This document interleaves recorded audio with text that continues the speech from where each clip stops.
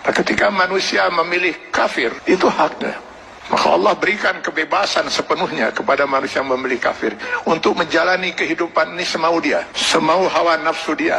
Allah berikan kebebasan sepenuhnya. Silakan baca di dalam Al-Quran atau di dalam hadis Rasulullah SAW. Tidak akan pernah kita temukan satu ayat, satu hadis di mana Allah mengatur kehidupan orang kafir. Orang kafir diberi kebebasan sepenuhnya, mau berbuat apapun di dunia ini. Tinggal dia harus menanggung resiko pilihannya itu di akhirat nanti. Tapi kepada mereka yang memilih beriman, hilang sudah kebebasan ini sepenuhnya.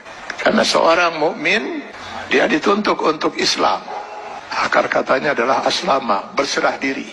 Yang beriman kepada Allah, dia harus menyerahkan dirinya sepenuhnya kepada Allah.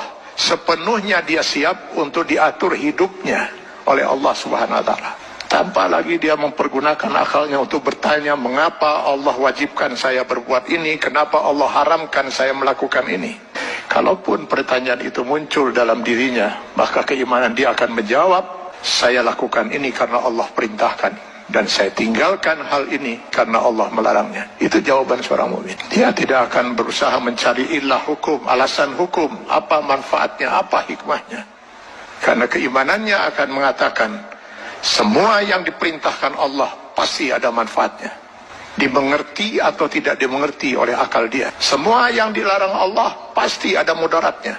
14 abad umat Islam tidak pernah mengerti bahwa dalam daging babi itu terdapat cacing pita. Cacing pita baru ditemukan di akhir abad 18 Masehi. Apakah umat Islam selama 14 abad itu makan daging babi? Tidak. Setiap yang dilarang oleh Allah pasti ditinggalkan oleh seorang mukmin. Maka seorang mukmin harusnya siap untuk mengislamkan dirinya secara penuh, secara utuh, secara kafah. Maka kepada orang yang memilih beriman itu Allah menyeru, ya ayyuhallazina amanu dukhulu fis-silmi kafah.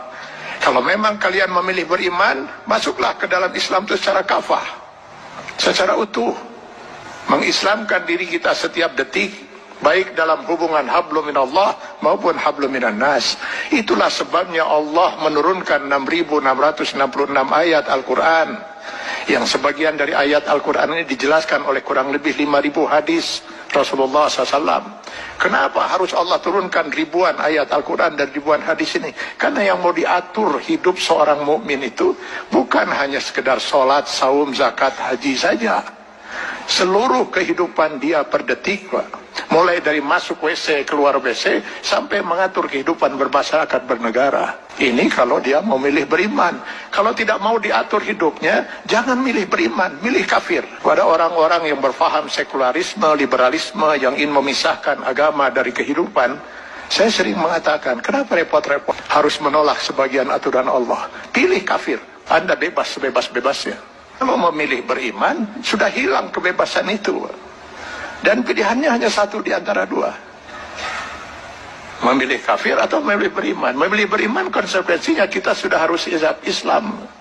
Mengislamkan diri kita, menyerahkan sepenuhnya diri kita untuk diatur hidup kita oleh Allah Subhanahu wa Ta'ala. Karena itu setiap orang mukmin sadar betul bahwa selamat tidaknya dia termasuk orang yang ditangisi oleh tidak oleh Rasulullah SAW.